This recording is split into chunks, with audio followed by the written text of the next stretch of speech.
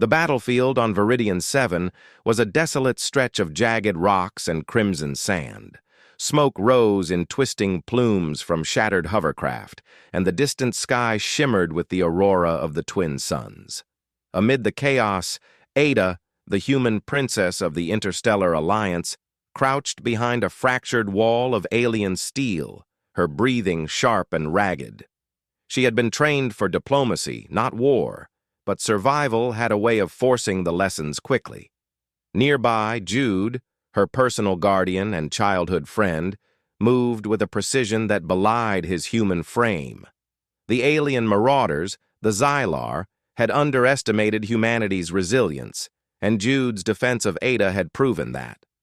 Every time a Xylar soldier lunged at her with their plasma blades or spiked appendages, Jude intercepted, taking the blows meant for her.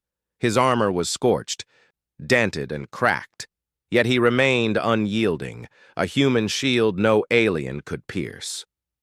Ada's green eyes darted across the battlefield. She had never seen such creatures before, their multi-limbed forms glistening with an oily sheen, mandibles clicking with anticipation, and bioluminescent markings that pulsed in time with their aggression.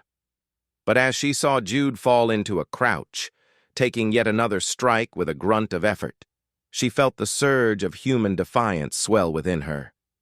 "Jude!" she shouted, her voice cutting through the roar of energy weapons.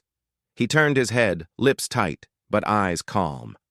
"Ada, focus on the escape. I've got this." "No!" Ada barked. "You can't keep taking it alone!" Before Jude could respond, a towering figure descended from the sky above the battlefield. The alien queen, an immense, armored being whose presence alone seemed to bend the light around her, landed with a thunderous impact. Her many arms were adorned with jeweled gauntlets, each crackling with lethal energy. The Xylar army paused in unison, as if awaiting her command.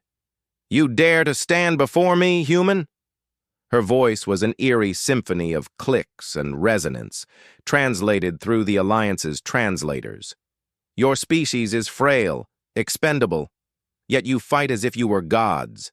Jude rose slowly, his stance unbroken despite the injuries. "I fight for those I protect. That includes her." He nodded toward Ada.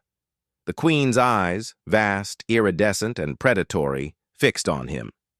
"Intriguing. The human absorbs every blow for another. Tell me, Guardian, do you truly believe your weakness is strength?"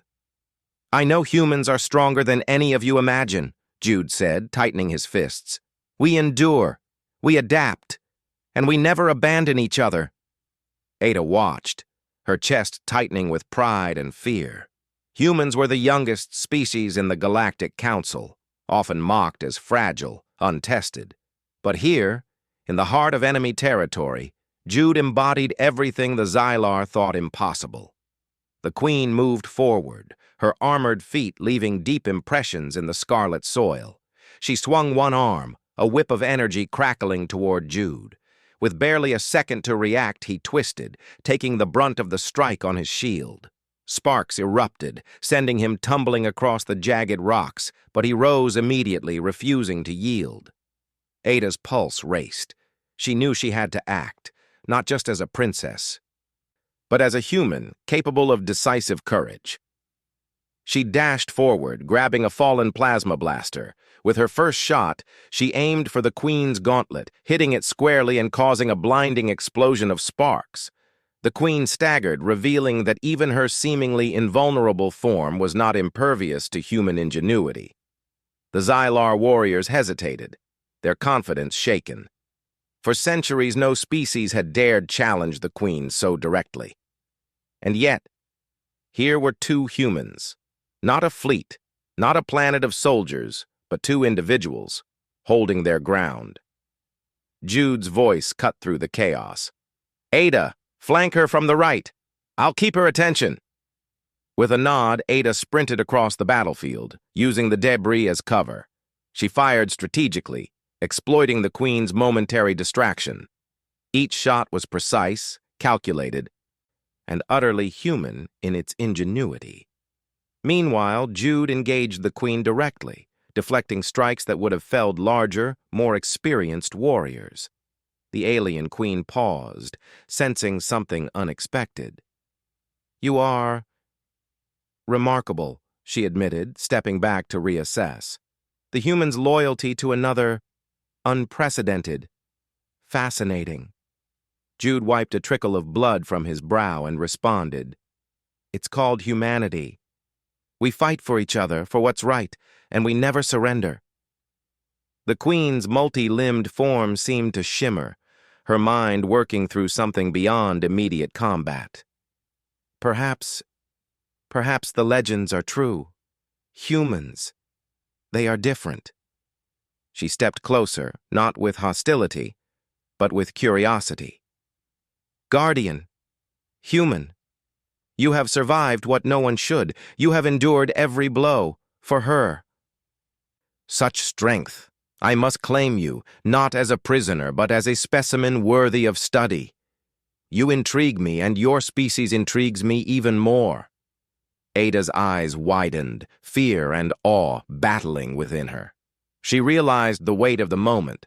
The queen was not only powerful, she was intelligent, and she recognized human capability in a way the galaxy rarely did. "No," Ada said firmly, raising her weapon. "You don't get to decide that. Humans are free. We choose our battles, and we protect those we love." The queen tilted her head, almost amused. "Bold, admirable, yet you are small, fragile, but perhaps you are worth more than I imagined." Jude stepped in front of Ada, his body battered but unbroken. "Try to claim her, and you'll find every human will rise against you.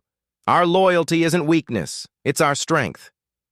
"You underestimate us at your own peril." The queen studied them, her many eyes flickering. Finally, she let out a sound that resembled a laugh, low and resonant. "Very well. Humans. You have my attention. But remember this. I do not forgive easily. You have survived today because of your courage, and because you are human. Perhaps that is enough for now." With a graceful, almost reluctant movement, she signaled her army to withdraw. The Xylar soldiers obeyed, retreating into the crimson haze as the queen ascended, her shadow stretching across the battlefield one last time. Jude collapsed to one knee, breathing heavily. Ada ran to him, grabbing his arm and helping him to stand.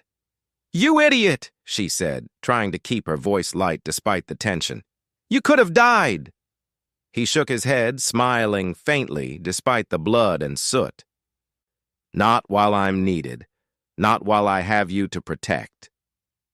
Ada looked at him, and then at the horizon where the alien queen had disappeared. In that moment, she understood something profound about humans. No matter how fragile they seemed, no matter how young their presence in the galaxy, their endurance, loyalty, and ingenuity made them a force that no alien, no matter how powerful, could dismiss. And Jude, having taken every blow for her, had proven it in a way that no strategy, no treaty, and no weapon ever could. The battlefield grew quiet, the red sun dipping toward the horizon. Humans had survived again, not because they were invincible, but because their courage, loyalty, and heart were unmatched. And somewhere in the depths of the galaxy, an alien queen had learned to fear the humans she had once underestimated.